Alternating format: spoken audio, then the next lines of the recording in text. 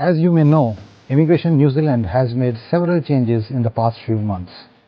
In this video, you will find all the relevant changes in one place. I have tried to classify each change for your benefit.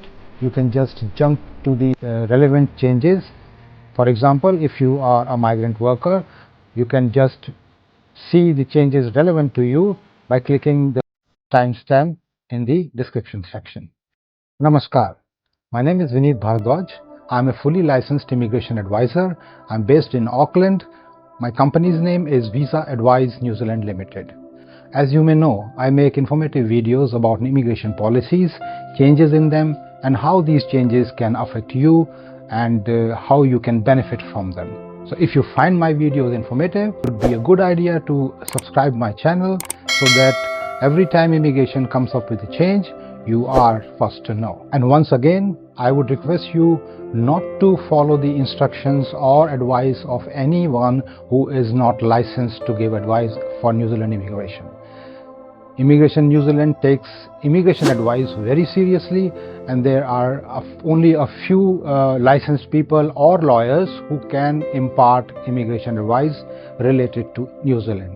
So you may find many videos in YouTube. My request to you would be just to check whether the person who is giving you any advice on YouTube is a licensed immigration advisor or is a lawyer. Otherwise, there may be a scam involved. You can see it is very easy to find whether a person is licensed or not. You can just click on this link in my description section, and this will take you to Immigration Advisors Authority website, where you can just click on Find an Advisor, and here you can just type the number of the person, name of the person who is dealing with you. Here I am typing my name, and you can search and you will see their license. Here is my license. It is very easy. Similarly, if you want to find someone is a lawyer or not, you just click on this link and you can type their name. It is so easy. Only these two categories of people can give you immigration advice for visas for New Zealand. This small exercise can save you a lot of money and also give you mental peace. So please don't fall prey to scammers. Just check whether the person is licensed or not. And in the end of this video, I have taken up several frequently asked questions also. Those questions can be related to your circumstances, and again I have put this timestamps for these questions, and the answers to those questions have been provided by Immigration New Zealand itself. So now let's move to the changes. The first change is related to median wage. Earlier, an employer was required to pay at least the median wage to a migrant worker. Now that requirement has been removed. Now the employer does not need to pay the median wage, which is currently $33.56 per hour. However, they must pay the market rate for that role. Market rate has been defined by several forums, several portals like Seek, like Careers NZ. Employers, it is better to seek a professional assistance while deciding market rate for the proposed occupation.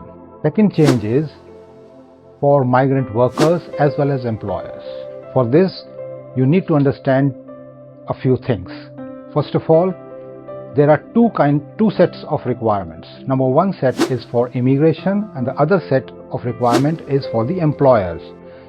First set is the minimum skills requirement, which is required by immigration. Second set of requirements is the employer's requirement, and these are essentially determined by the ANZSCO code of that occupation. Migrant worker has to meet both the sets of requirements. The change is only related to the first set, which is the immigration's requirement. Earlier, immigration said that you need to have 3 years experience. Now immigration is saying 2 years experience is sufficient to cover our requirements. However, there are another set of requirements which are employer's requirement. That also you need to cover. Whatever is mentioned on the advertisement, that also needs to be covered, met by an employee. There is one more confusion in this. Immigration requirements say that a bachelor's degree will cover all occupations whether or not they are relevant or not. For example, if you have a bachelor's in education, but you are applying for a cook's job, so you will meet immigration's requirement, but not the employer's requirement. Employer's requirement would be either a qualification related to the job or experience related to the job. So there is a little bit technicality in this. I request you to again seek a professional assistance whenever you are finding anything that is doubtful, because Immigration New Zealand will decline the application that are not meeting the requirements. To sum up this, to get an accredited employer work visa, you must meet both the ANZ's minimum skills requirements and the employer's requirements. And to get a favorable job check approval, the employer, before hiring a migrant, must ensure that the migrant worker must be suitably qualified for the job and meet the ANZSCO requirements for the job. Now comes the third change. The change is that earlier immigration used to grant a 2-year visa for level 4 and 5 workers. Now they will straight away grant a 3 years visa before the stand down period kicks. The fourth change is related to employers. As you may know that for skill level 4 and 5 roles, first the employers were required to advertise a job to work and income for 21 days and then submit their report to immigration. Now that submission of the report has been removed. Now the employer can only declare in good faith that yes, we have advertised the job with work and income, however we have not found any suitable New Zealander. They are not supposed to submit the report from work and income. So this is the only change. The advertisement with work and income requirement has not been removed. Only the declaration is added that they are not needed to submit the report from work and income.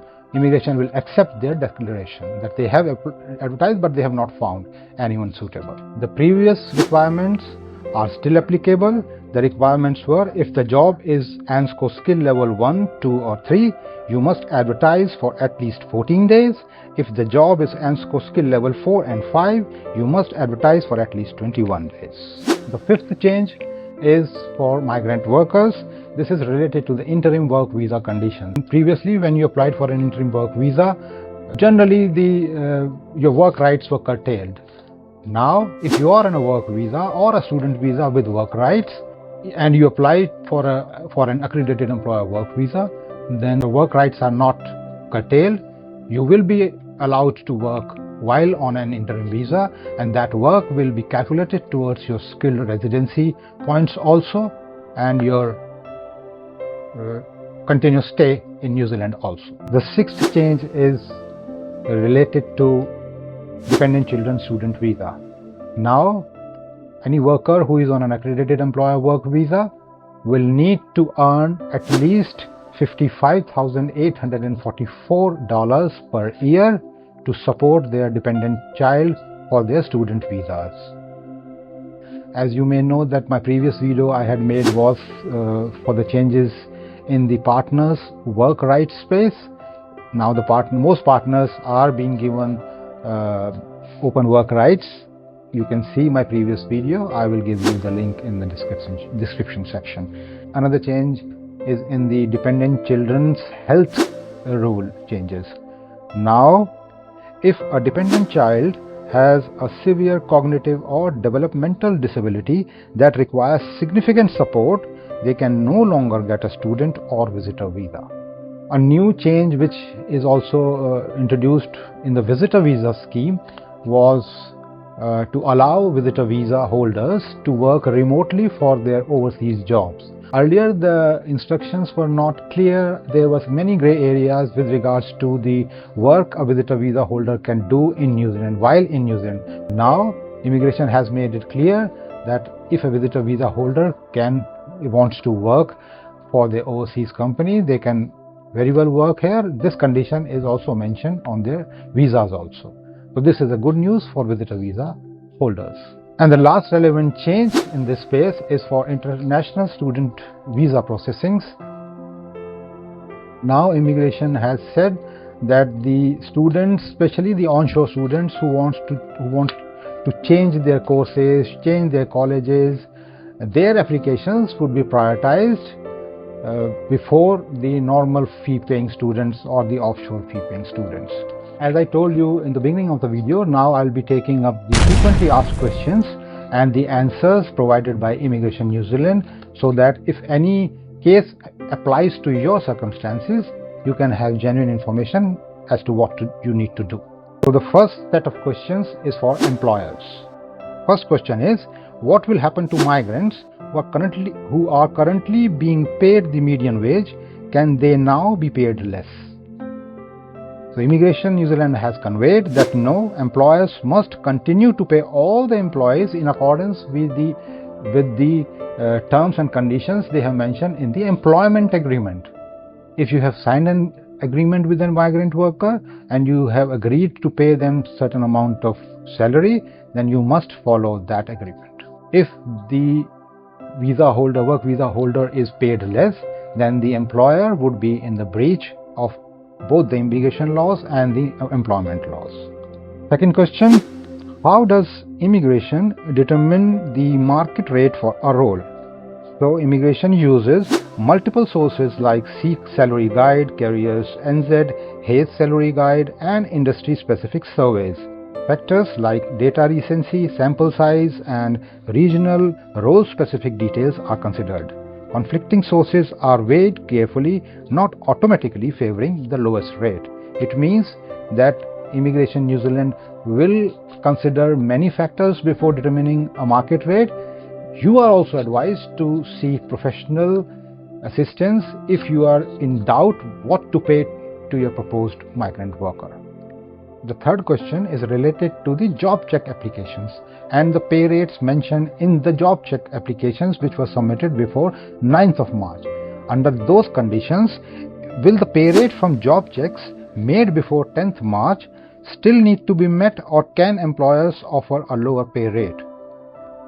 For this, Immigration has clarified that under this change, an immigration officer can approve a work visa if the job check was submitted on or before 9th March 2025.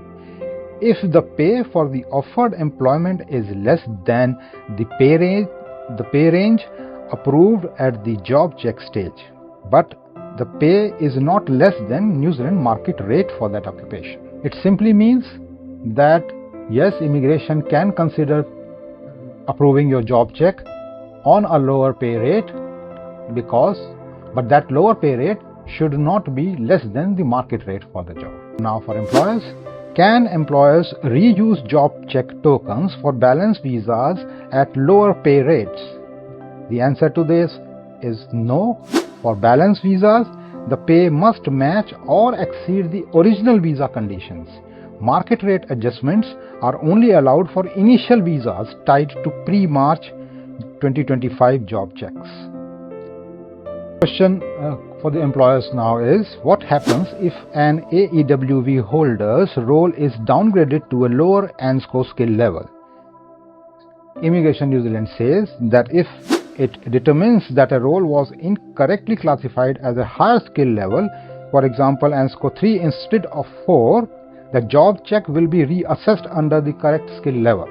Employers may need to submit a new job check application if the downgrade affects visa conditions, for example English language requirements or maximum stay. Simply means that if an employer incorrectly mentions the ANZSCO level just to save the migrant worker to meet the English requirements or not, and later on immigration finds out that the role was upgraded to a higher ANZSCO role, then they may not approve your job check application and you may have to do the advertising and everything again. So this is a very important part for employers to correctly assess what is their vacancy, what ANZSCO role are they proposing to the migrant worker. If there is any discrepancy in that, if they have any doubt, they must always consult a professional. Now these questions are for employers as well as migrant workers. How are cooks affected by the changes? Cooks are now treated as ANZSCO skill level 3 for AEWV purposes only, regardless of prior job check approvals. This allows them to support partners and children if income thresholds are met and qualify for a 5-year maximum stay. However, as of now, this upgrade does not apply to skilled residency. You may be hearing from many advisors, many YouTube channels that now cooks will be eligible for residency also because they have upgraded to skill level 3. As of now, residency instructions have made no changes with regards to cooks. Cooks still are level 4 in the residency instructions. So this change only applies to accredited employer work visa space. Next question is for the migrant workers and for employers. Are English language requirements waived for ANZSCO 4-5 roles upgraded to skill level 3? This is again for cooks. Yes, if the role is treated as skill level 3, for example, cooks in part 1 of appendix 7 or part 2 roles meeting higher skill requirements, English language tests are not required. Next question. How does Immigration New Zealand assess work experience for minimum skills threshold? The threshold is now 2 years relevant experience. This is only for minimum skills requirement, which is down from 3 years experience previously, or a level 4 plus qualification. Part-time work counts pro rata. For example, 2 weeks at 15 hours per week equals 1 week full-time. However, applicants must provide detailed and credible evidence of hours worked. Bachelor's degree, any field, can satisfy the qualification requirement. Next question is, do applicants applying for green list roles need to meet the new minimum skills threshold? The answer is simple. No, green list roles are exempt from minimum skills threshold. In other words, they must still meet the employer's advertised requirements and any green list specific criteria. Now the final questions which are relevant to migrant workers only. Number 1 is, can I keep working while waiting for my new accredited employer work visa? As said earlier, yes, now interim visa, most interim visa holders who have applied for accredited employer work visa will be given full work rights, and their work experience done during this interim visa period will also be counted towards their skilled residency points and their continuous stay in New Zealand. Next question is, can ANZSCO skill level 4 and 5 workers support partners under the new rules? No, there have been no changes made under the partnership criteria. To support partners, you still need to meet the previous requirements. Next question is, can our child join us if they have disability? So the answer immigration has provided. I have already given you the change previously. Starting 17th March 2025, dependent children with severe cognitive or developmental disabilities needing significant support cannot be granted a student or visitor visa. Through this video, I have covered all the relevant changes, all the popular changes, and I hope that you have understood everything. If you have still any doubts or questions, you are welcome to contact me. My contact details are in the description section, and I'll be happy to assist as always. Have a great day. Have a great life. Bye-bye.